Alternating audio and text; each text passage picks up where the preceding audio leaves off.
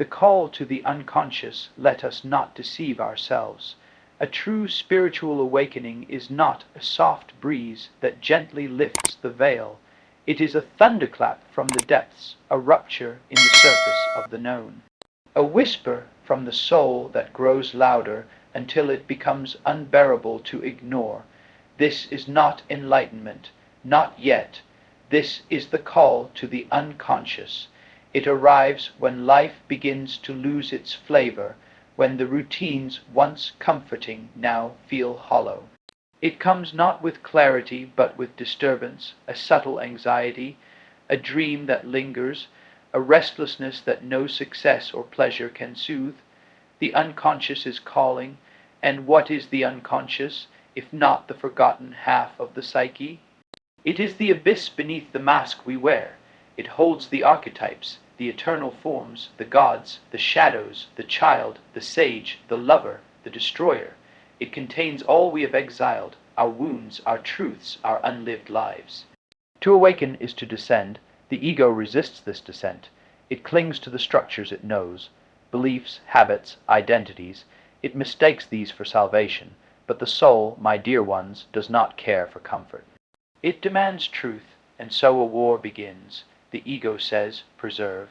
The soul says, transform. The ego says, be who you were. The soul says, become who you are.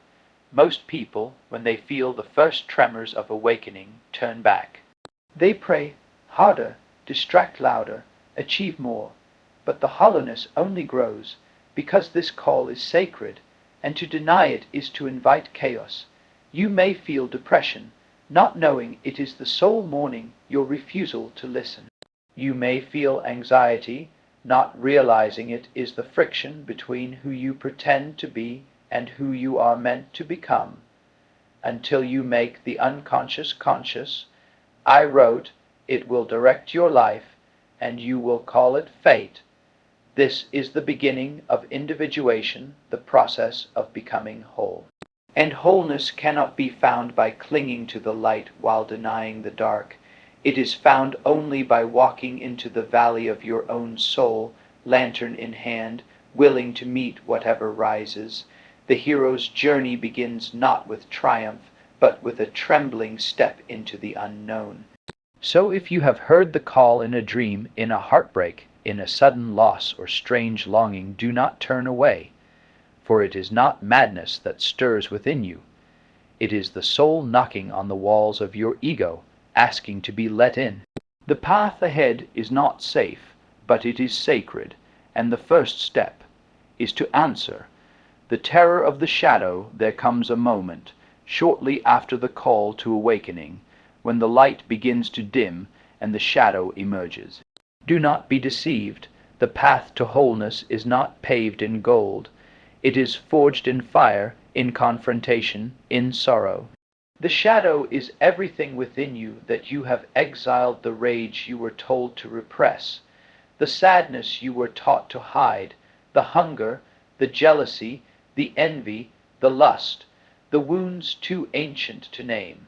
It is not evil, it is unloved, it is not the devil, it is your disowned self cast into darkness by a frightened ego. The shadow is a moral problem that challenges the whole ego personality. I once wrote, to become conscious of it involves recognizing the dark aspects of the personality as present and real. This is where most people falter, not at the gates of heaven, but at the mirror. For to see the shadow is to see yourself, not the version that pleases the world, but the one you've hidden even from your own eyes. The ego trembles.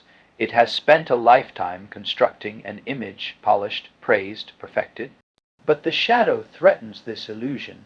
It whispers, you are more than what you pretend to be. You are not only the light, you are the dark as well. And this is terrifying. Many flee. They project the shadow outward, turning others into enemies, lovers into scapegoats. Or they numb themselves with consumption, noise, dogma, addiction, but what you reject within will return, and it will return with teeth. You see, the shadow does not vanish when ignored. it festers, and in festering it steals your vitality, your creativity, your authenticity. To survive spiritual awakening, you must do the unthinkable, turn toward the shadow, not to destroy it, but to listen, to understand. To integrate, for hidden within the shadow is your gold, your raw, unfiltered energy, your intuition, your forgotten talents, your courage to speak, to create, to love without armor. When the shadow is welcomed, it ceases to haunt. It becomes your ally, your inner protector, your guide into truth. So if you are suffering now, if you are consumed by doubt, by fear, by anger or shame, know that you are standing at the door of your own liberation. Do not retreat, open it, and when the shadow steps through, do not call it enemy, call it brother, call it sister, call it self, for there is no light without the dark that defines it. The ego's resistance, the greatest illusion we carry is this, that we are our ego. The ego, that delicate construct assembled through years of praise and punishment, that mask we wear to be accepted, applauded, admired. It is the face turned outward, a survival mechanism, a guardian of identity. But spiritual awakening, true awakening, does not flatter the ego. It exposes it, and when the light of the self begins to rise, the ego trembles. It senses its dominion slipping away. The ego is only the surface of the psyche. I once wrote, "It thinks it is king, yet it is only the child of a deeper source." The self, the archetype of totality, the center and circumference of our being, asks not for performance, but for authenticity. It demands not masks, but truth. And truth threatens the ego's kingdom, so it resists. It clings to roles, the good daughter, the strong man, the successful achiever. It clings to beliefs, rigid certainties, inherited dogmas, comfortable lies. It clings to stories of who you are, what you deserve, and what you must avoid at all cost. The ego calls this stability, but the soul knows it as imprisonment. Spiritual awakening, the gentle phrase we use for what is, in fact, an interior revolution, is perceived by the ego as death.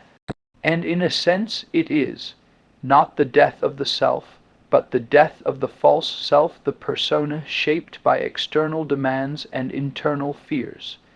Most people falter here, not because they lack wisdom, but because they cannot bear to lose what they think they are. The ego whispers, "Without me, you are nothing." But the self replies, "Without me, you are incomplete." You see, the ego is not the enemy, it is simply afraid. Afraid of dissolving into the vastness of the unconscious, afraid of surrendering its illusion of control, afraid of yielding to something greater than itself. But this surrender is the crucible. It is not annihilation. It is alignment.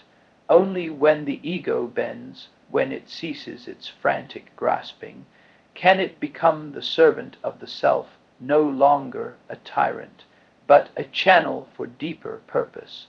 This is the alchemy of awakening. A transformation not of appearance, but of essence. So if you feel fear now, if you are clinging to what once defined you, know this. You are standing at the threshold not of loss, but of liberation. The ego must die, not to destroy you, but to reveal who you were before the world told you who to be. Let it go, not to vanish, but to finally be real. The burden of projection in the quiet crucible of awakening, another challenge arises, one more subtle, more elusive than the shadow or the ego. It is the task of reclaiming the self from others, for the psyche, in its unconscious longing, casts fragments of itself into the world. We see beauty in a stranger and call it love. We see cruelty in another and call it hatred.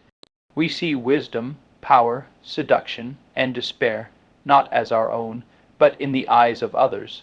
This is projection, and projection is a burden we do not recognize until it breaks us. The person we idolize, the teacher we worship, the lover we cannot forget, they carry the traits we have yet to claim as our own. They become vessels for our soul's unlived truth. Likewise, the one we resent, the rival we fear, the enemy we demonize, they often reflect the parts of ourselves we dare not confront. Projections change the world into the replica of one's own unknown face. I wrote, and in doing so, they obscure it. Most never see this. They remain trapped in illusions, worshipping gods that are merely their own unintegrated anima or animus, waging wars against shadows cast by their own denied pain. The problem is not the feeling, but the blindness behind it. To say, I love him because he is whole, is to say, I have not yet touched my own wholeness. To say, I despise her because she is arrogant, is to say, there is a power within me I fear to wield. The path of awakening demands that we withdraw these projections. Not with judgment, but with reverence. It is not easy. It requires us to say, that which I admire in you is mine to develop. That which I hate in you is mine to heal. This is an act of profound humility. To admit that the Savior was never meant to save you, but to remind you of your own inner light. To see that the villain you curse carries the signature of your own rejected truth. When we begin to take back our projections, the illusion starts to dissolve. And in its place, reality arises. A reality not based on fantasy, not stained by longing or fear, but illuminated by clear seeing. Now we no longer relate to others as fragments, but as whole beings. Now we are capable of love that does not idolize, and of boundaries that do not demonize. This is the work, painful, subtle, sacred. To reclaim your projections is to reclaim yourself, piece by piece, mirror by mirror, until the world is no longer a projection, but a reflection of your wholeness. And at last you can see the other as they truly are, not your salvation, not your curse, but simply human. Just like you, the pain of complexes to awaken spiritually is not to rise. It is, first, to descend. Beneath the conscious surface of the mind lie ancient knots, complexes, we call them, clusters of wound and memory, of forgotten sorrow and unmet need. They are not simply emotions, they are living fragments of the psyche, split off by pain, waiting for recognition, and when the soul begins to stir, so do they. These complexes arise not as gentle whispers, but as tidal waves, overwhelming, irrational, piercing. A look, a word, a silence, and suddenly the past is present.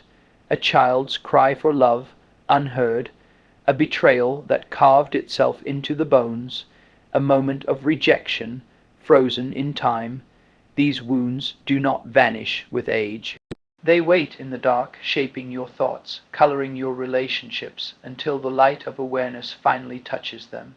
The complex, I once wrote, is the architect of fate. For what we do not make conscious, we repeat. Again and again, different faces, same pain. Most people, when this pain erupts, do not understand it. They call it depression, anxiety, heartbreak, and they flee from the past, from the body, from the self. They reach for distraction, for certainty, for numbness, but what they flee is the very thing that would heal them. The complex is not a curse.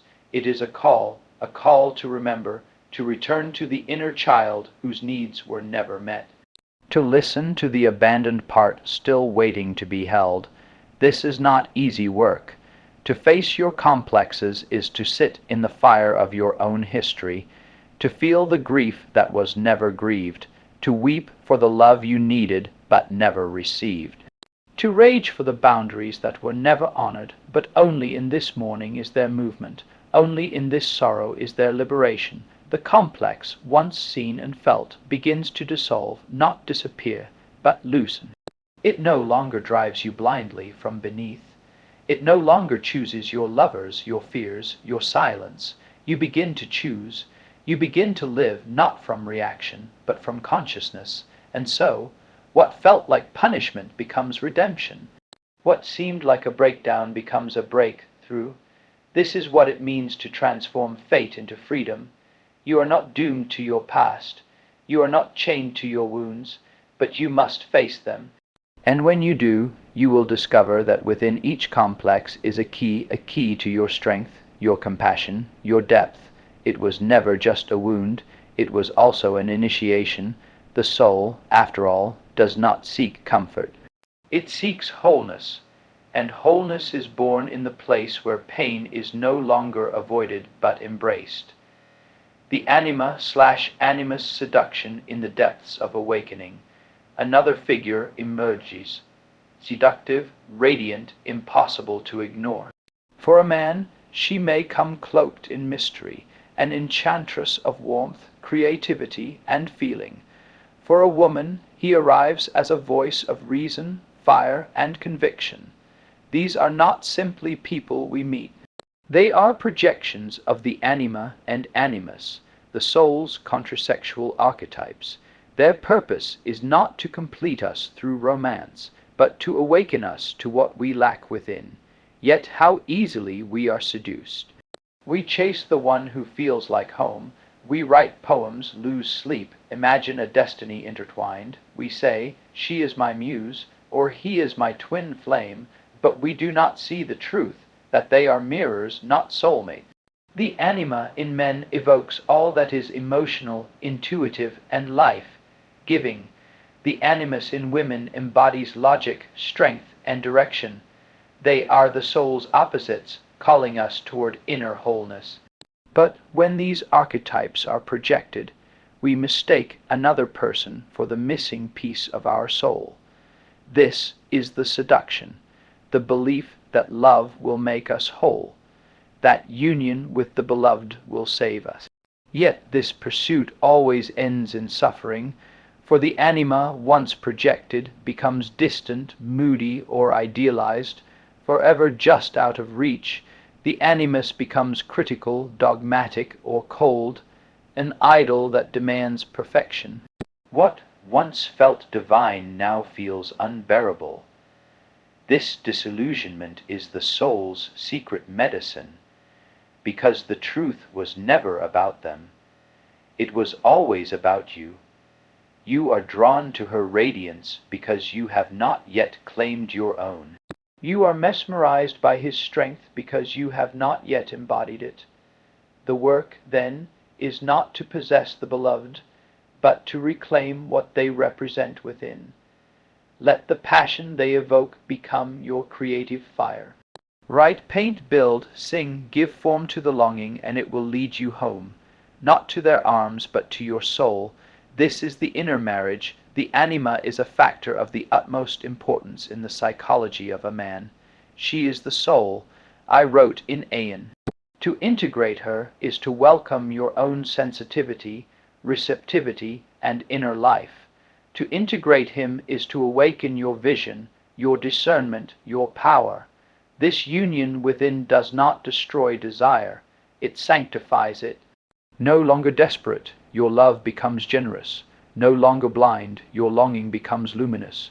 You see the other not as savior or threat, but as a sacred messenger, brief, beautiful, and free.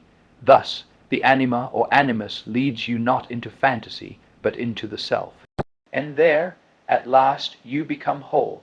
The collective unconscious overwhelm. There comes a point in awakening when the veil thins, and the personal psyche is no longer a solitary island. One drifts, no, is pulled, into a vast, timeless sea, the collective unconscious. This is not imagination, it is the primordial reservoir from which all myths, symbols, and archetypes emerge. It is older than you, older than thought. Here reside the gods of antiquity, the images that shaped civilizations, the dreams of your ancestors. And suddenly they speak. Dreams become vivid and strange, animals with human eyes, figures cloaked in light or shadow. numbers, colors, symbols that seem charged with meaning. The world itself begins to shimmer with synchronicity, those curious patterns that defy logic but feel destined. Most who awaken to this realm are unprepared, they are flooded, they believe they are going mad, or worse, they believe they are prophets, but they are neither. They are simply remembering that they are not isolated egos, but threads in an ancient tapestry. The self, in its desire to make you whole, has opened the floodgates. Now the task is not to escape, but to orient. You must learn the language of symbols. You must learn to read the psyche as you would a sacred text. When the lion appears in your dream, it is not a lion. It is strength. When you see water rising, it is not a flood. It is emotion, the unconscious rising to consciousness. These are not hallucinations. They are messages, and yet you must not take them literally. To do so is to fall into inflation, to mistake archetypal energy for personal greatness. This is the danger, to say, I am chosen, or I am cursed. No. You are neither. You are simply being invited to witness the deeper intelligence of your own soul. To survive this flood, you must ground, walk in the forest, speak with a friend, tend your garden, return to the body. And then, each night, record your dreams, draw your mandalas, write your visions, not as declarations, but as questions. Ask what is the meaning, not what is the prophecy. The self does not seek to elevate the ego. It seeks to balance it, to align it with a center that is both personal and cosmic. The self is not only the center, I wrote, but also the whole circumference which embraces both conscious and unconscious, psychology and alchemy. You are not drowning, you are remembering that you are part of something greater. If you can carry the symbols without becoming them, if you can walk between, not because the soul is antisocial, but because transformation requires space. Old friends may no longer understand you. Old loves may no longer see you, and that which once offered meaning now rings hollow. This, too, is part of the sacred dismantling. Every advance in culture, I once wrote, is first a separation and then a coming together in a new form. What the ego calls abandonment, the self calls preparation. This fear of isolation is natural. We are social beings, wired to belong. But there is a deeper belonging that can only be found in aloneness, the belonging to your own soul. In this solitude, the unconscious begins to stir. Symbols rise, dreams speak, art becomes communion, and nature a sacred mirror. You are not alone. You are being reclaimed by what is eternal within you. To survive this stage, do not seek distraction. Instead, light a candle in the dark, keep a journal, walk the forest paths, speak to the stars, listen, not to noise, but to the silence that speaks your name. For it is only when you can be truly alone that you can form relationships that are truly real. The courage to endure, and now we come to the threshold, not of insight, nor vision, nor symbol, but of endurance. The awakening journey, like the alchemical process, demands the nigredo, the blackening, a stage of suffering, disillusionment, and death of the old self. Most turn back here, not for lack of wisdom, but for lack of courage. To endure is to walk through fire and let it burn away what is false. You will feel grief for the dreams you outgrew. You will feel fear for the path you cannot see. You will feel longing for a self not yet born. But this is not destruction. It is refinement. There is no coming to consciousness without pain. I wrote, people will do anything, no matter how absurd, to avoid facing their own soul. Yet you, if you endure, will become the one who faces it. You will face the shadow and integrate it. You will face your complexes and mourn them. You will face your projections and withdraw them, and in doing so, you will become real. not perfected, not enlightened, but whole. Every trial you endure is a thread in the tapestry of your becoming. And through that tapestry runs a golden thread, the guidance of the self, quiet and unwavering. So endure, dear soul, not with defiance, but with humility, not with arrogance, but with reverence. For within the crucible, beyond all fear and doubt, you will find it, the eternal flame, the soul that has waited for you from the very beginning.